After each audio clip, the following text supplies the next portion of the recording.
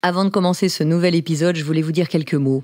Et je dois avouer que lorsque j'ai lancé le podcast, il y a quelques années, jamais j'aurais pu imaginer qu'il résonnerait tant dans vos oreilles, tant dans votre cœur, tant dans votre esprit. Et ça nous dépasse complètement. Aujourd'hui, après 4 millions d'écoutes, je mesure à la fois le chemin parcouru et l'impact de nos conversations qui sont devenues finalement un rituel. Ces moments de partage avec vous ont dépassé mes espérances vraiment les plus folles parce que on a commencé sur ces Facebook Live un peu et puis on a dérivé vers ce podcast et à travers tous vos messages, j'ai compris que ces épisodes n'étaient pas de simples contenus audio, mais des véritables compagnons de route finalement. Alors quand vous m'avez demandé d'écrire un livre qui rassemblait les clés que je vous partage ici, pour avoir un support d'un coup tangible, pour avoir quelque chose que vous pouvez consulter à tout moment, à noter, vous approprier, j'ai d'abord été surprise. Et puis après, j'ai été émue. Et enfin, j'ai été convaincue. Mais je ne me suis pas arrêtée là. J'avais envie d'aller au-delà de la retranscription des épisodes. J'avais envie de compiler des concepts. J'avais envie aussi d'intégrer tous les enseignements de mes livres. Donc, on a été bien au-delà des podcasts. Je travaillais longtemps sur cet ouvrage et je suis ravie de vous apprendre que le livre, ces questions que tout le monde se pose, sera disponible très bientôt, puisque c'est le 25 septembre, en librairie. J'ai vraiment hâte de vous y retrouver. Je vous embrasse très fort et je vous remercie du fond du cœur pour ça. Alors aujourd'hui, place à un nouvel épisode de ces questions que tout le monde se pose.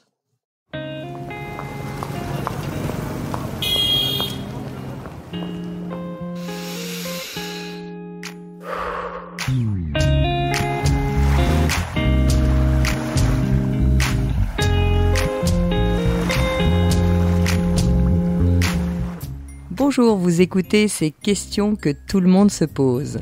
Je m'appelle Maud Ankawa, je suis coach, conférencière et également romancière. Mais pas que. Je viens du monde de l'entreprise et notamment de la finance et de la stratégie. Mais le fil rouge de tous mes métiers, c'est ma passion pour les êtres humains et les relations qui nous animent. Alors en fait, j'aspire au bonheur et c'est pour moi un objectif absolu. J'ai soif de partager tout ce que j'ai pu apprendre et tout ce qui m'a précieusement été transmis lors de mes expériences, de mes voyages, de mes lectures, de mes rencontres. Et c'est ce qui m'a poussé à écrire mes 2 premiers romans, Kilomètre Zéro et Respire, le plan est toujours parfait. Et la magie de ces relations humaines ont porté ces 2 romans au rang de best-sellers. Et aujourd'hui, je suis ici, à ce micro, avec l'espoir de continuer à échanger avec mes lecteurs et mes auditeurs en toute intimité, de cœur à cœur, sur nos expériences de vie.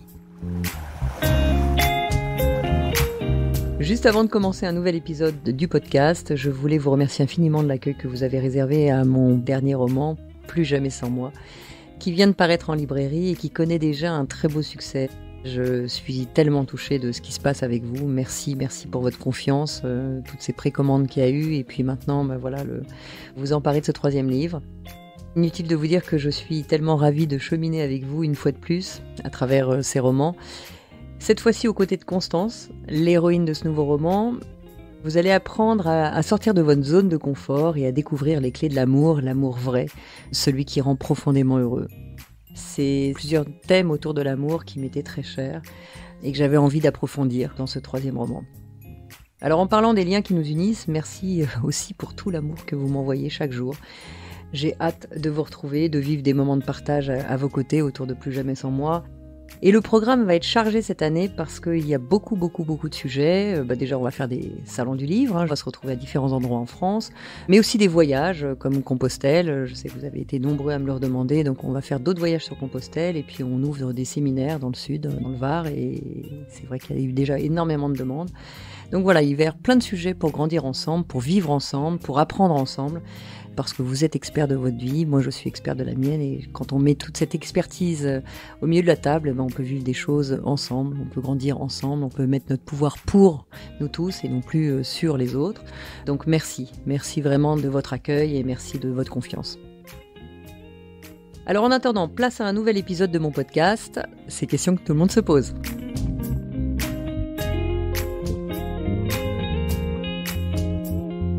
Et aujourd'hui, je suis ravie de vous retrouver pour parler des baisses de morale et comment faire avec.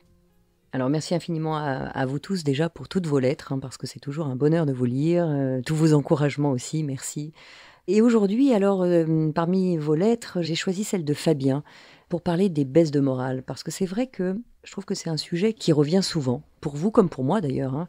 Donc je vais vous lire la lettre et puis on en parle ensuite. Bonjour Maude, je suis un fervent lecteur de vos livres qui m'ont accompagné tous les deux cet été en vacances. Merci beaucoup pour cela car ils m'ont permis de m'évader un temps alors que je suis dans une période compliquée de ma vie. Depuis plusieurs mois, déjà, j'ai des baisses de morale et je ne trouve plus de sens à ce que je fais. Je ne trouve plus de joie, même dans les bons moments, et tous les matins, je me réveille sans véritable envie pour la journée. Ce qui me plaisait avant ne m'attire plus aujourd'hui, je me sens loin des autres, de leur tracas comme de leur bonheur. Pourtant, rien n'a changé dans ma vie, j'ai toujours mon boulot, le même d'ailleurs depuis 10 ans, ma famille va bien. Je ne comprends pas bien d'où vient ce moral en berne et surtout je ne sais plus comment faire pour sortir de cet état. Je me suis mis à travailler sur moi pour mieux me comprendre mais je n'y arrive pas. J'ai l'impression de ne plus avancer, j'espère que vos mots sauront m'aider. Fabien. Merci déjà Fabien, merci de vous mettre à nu comme ça, je lis vos messages avec vraiment beaucoup d'admiration parce que pouvoir dire ça alors que effectivement de l'extérieur on a toujours besoin de montrer que tout va bien. D'ailleurs si on regarde les réseaux sociaux alors on a l'impression que tout le monde a une vie d'exception. Donc se mettre à nu comme ça pour aller en profondeur sur un thème, je trouve ça très courageux. Donc merci pour ton message et merci pour toutes vos lettres. Vraiment je tiens à le redire parce que je suis toujours très touchée. Alors comment faire quand on a des baisses de morale? J'imagine que ça vous arrive à tous, hein, des moments de découragement, de manque de motivation, de ne plus avoir envie de rien. On a l'impression qu'on a tout essayé, mais finalement ça marche pas. Et puis on regarde la vie des autres, et puis alors la vie elle est géniale, et puis moi ça me plaît plus, ma vie me plaît plus. Tout le monde réussit, moi j'y arrive pas, donc ça me plaît plus non plus, etc., etc. Et puis parfois, on a effectivement, comme Fabien l'explique, une vie qui, de l'extérieur, pourrait faire envie à tout le monde. Et pourtant, à l'intérieur, dans son cœur, il y a des moments où on ne sait plus trop où on va, même si on travaille sur soi, même si on a l'impression de prendre du temps pour soi, voilà, il y a des moments où on n'a plus envie, on se sent démotivé sur un tas de choses. Alors, j'aimerais partager 7 clés qui m'aident beaucoup.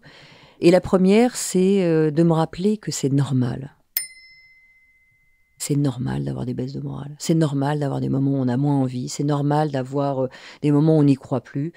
On m'a toujours expliqué lors de mes études, je fais des études dans la finance, que pour avoir de la croissance, il faut avoir de la décroissance. Il n'y a pas de croissance sans décroissance. C'est ça.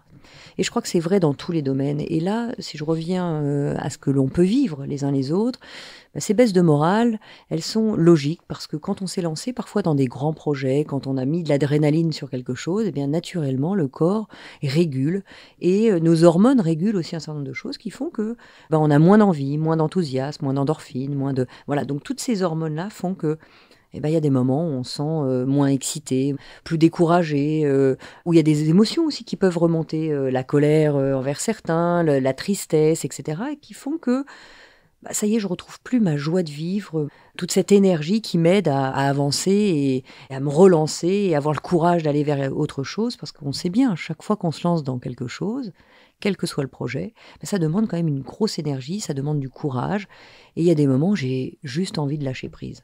Et quand on lâche prise dans le fait de se laisser un peu aller, ça peut entraîner ces baisses de morale. Donc tout ça est tout à fait normal, et ça c'est une clé qui, à mon sens, est fondamentale à comprendre, plutôt que de se juger et de se dire non, c'est pas normal, vraiment j'ai pas le droit de pleurer sur mon sort, j'ai pas le droit d'être en décalage, moi qui ai tout, j'ai la santé, j'ai ma famille, j'ai de l'argent, etc. J'ai pas le droit d'avoir ces baisses de morale. Si, c'est normal. Au-delà d'être normal, la deuxième clé que j'ai envie de partager, c'est vous avez le droit. Et on ne se donne pas le droit de beaucoup de choses. On demande le droit aux autres comme si on était encore des enfants. Il faut que je demande à mes parents si j'ai le droit de faire ça. Mais en réalité, c'est qu'aujourd'hui, vous êtes des adultes. Vous pouvez vous donner le droit sans attendre une autorisation extérieure. Donnez-vous ce droit. Et ça veut dire quoi? Ça veut dire que vous avez le droit de temps en temps de vous laisser aller, de vous prendre une matinée, de vous dire voilà, là j'ai juste envie de me foutre la paix. J'ai juste envie d'accepter cette baisse de morale. Oui, je suis pas au taquet aujourd'hui. Oui, j'ai le moral un peu en berne. Très bien. Je l'accepte.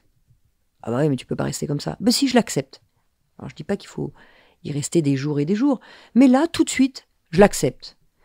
Et je vais fêter ça, même, pourquoi pas. Tiens, j'accepte ma baisse de morale. Aujourd'hui, j'ai une baisse de morale. C'est pas très fréquent. Aujourd'hui, je l'ai. Et cette période-là, ne la jugez pas. Soyez encore une fois doux avec vous. Ça fait partie de vous, ça fait partie de nous, Et ça fait partie de la terre entière. Je ne connais pas une personne sur terre qui n'a pas de temps en temps des baisses de morale. Ça, c'est vraiment une clé fondamentale parce qu'on doit grandir pour soi, avec soi, sur ces sujets-là d'autorisation. C'est très compliqué de se donner ces autorisations et souvent, on l'attend de la part des autres. Oui, mais je ne peux pas avoir des baisses de morale, ma femme ne les accepte pas, ou mon mari ne les accepte pas, ou j'ai des enfants, il faut que je m'en occupe, etc. Oui, je ne dis pas que c'est simple pour les autres. Je ne dis pas que tout va être accepté des autres. Je ne dis pas même qu'ils vont vous autoriser à avoir ces baisses de morale. Mais vous pouvez le faire. Ça ne veut pas dire pour autant qu'il faut laisser vos enfants de côté, ne pas s'en occuper, ne pas aller les chercher à l'école parce que vous avez une baisse de morale, etc. C'est pas ce que je suis en train de dire. Je dis simplement que vous pouvez aussi vous autoriser à vous dire, ok, voilà, je suis moins enthousiaste, je me traîne un peu, etc.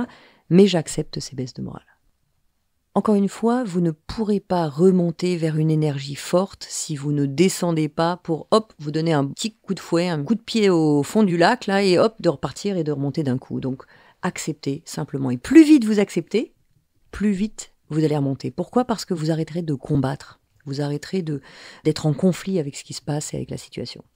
Donc, moins vous dépensez d'énergie dans ce conflit, dans cette guerre avec vous, plus vite vous allez pouvoir remonter. Donc, la première clé, c'est normal d'avoir des baisses de morale. La deuxième, vous avez le droit d'en avoir. Et la troisième que j'ai envie de partager avec vous, c'est de vous envoyer de l'amour plutôt que de vous juger. Ça, c'est un point fondamental aussi, parce qu'on a tendance sans cesse à se juger. Et si vous ne le faites pas vous, vous acceptez les jugements des autres. Tu vas pas rester au fond du canapé, je te connais pas comme ça, allez, redresse-toi un peu, écoute, moi je compte sur toi. Non. Si vous le faites pas vous-même, vous allez l'entendre peut-être des autres, mais c'est pas grave. Acceptez et ne vous jugez pas. Envoyez-vous de l'amour. N'envoyez pas bouler les gens, ça sert à rien, ne vous mettez pas en colère, ne rentrez pas encore une fois en conflit avec la situation. Pensez à vous, encouragez-vous et envoyez-vous de l'amour. J'ai besoin en ce moment d'accepter cette baisse de morale. Voilà, c'est pas moi, j'aime pas trop être dans cet état, mais j'accepte. Et je m'envoie de l'amour, je m'encourage, ça va aller mieux dans quelques temps, je me laisse un petit temps, j'ai besoin là pour l'instant de ça. Voyez ? Réconfortez-vous, ça ne fait pas de vous quelqu'un de mauvais. Dites-le vous, c'est pas parce que de temps en temps on a des baisses de morale qu'on est faible, qu'on est ceci, qu'on est cela. Non, arrêtez avec tout ça. La quatrième clé que j'aimerais partager avec vous, c'est d'observer votre corps. Vous allez voir que quand on a des baisses de morale, très vite le corps se rétracte, les épaules tombent, on a tendance à se recroqueviller un petit peu sur soi. Le simple fait de se redresser, de redresser votre corps, de redresser la tête, de vous aligner vraiment, simplement, je le fais d'ailleurs en même temps, vous redressez vos épaules, essayez de le faire, tenez-vous droit, et bien même quand il y a une baisse de morale, d'un coup, le corps se met en action vers. Ça veut dire quoi ? Ça veut dire, naturellement, le corps a envie d'avancer.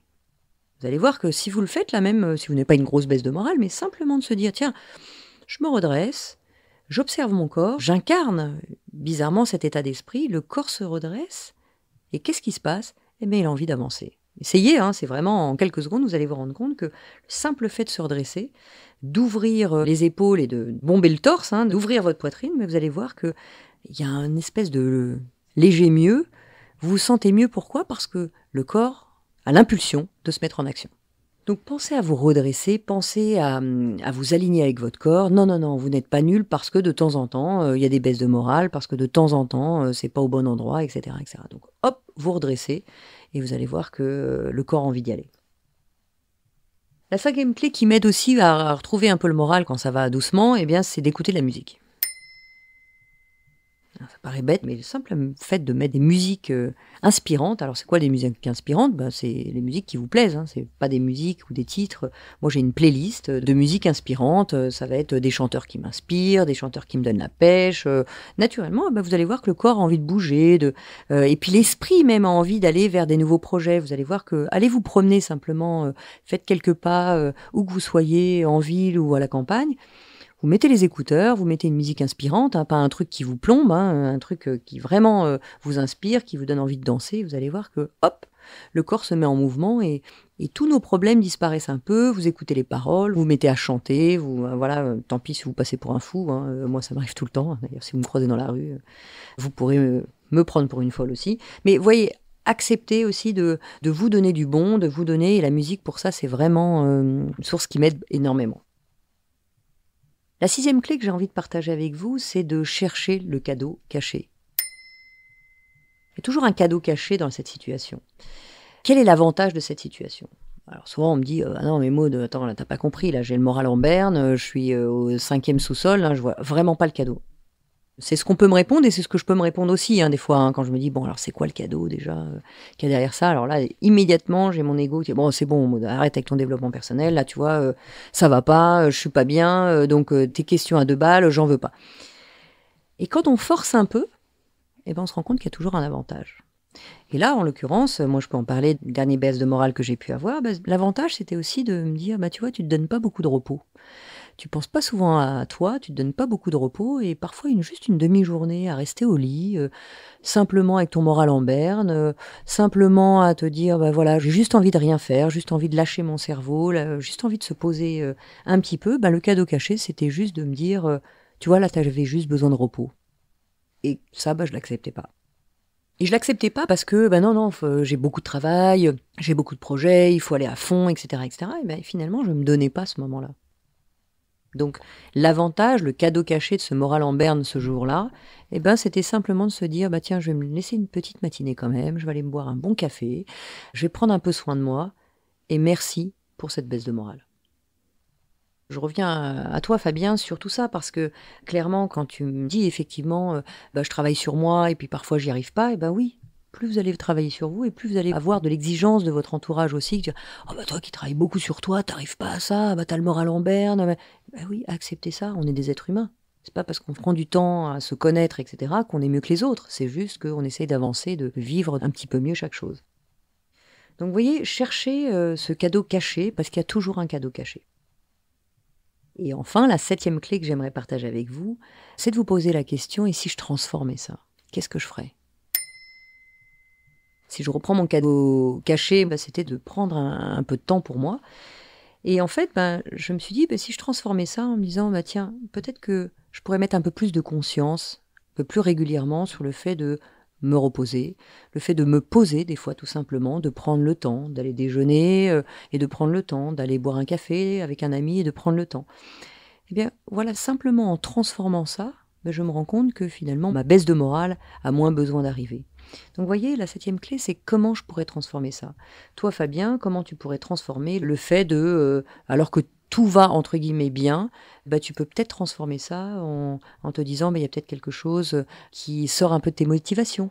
Peut-être que ton travail va bien, mais est-ce que réellement tu appliques tes propres valeurs que sont, je ne te connais pas, mais peut-être le fait de rire, le fait d'amener de la bonne humeur au travail. Tiens, là on est tous la tête dans le guidon dans notre travail.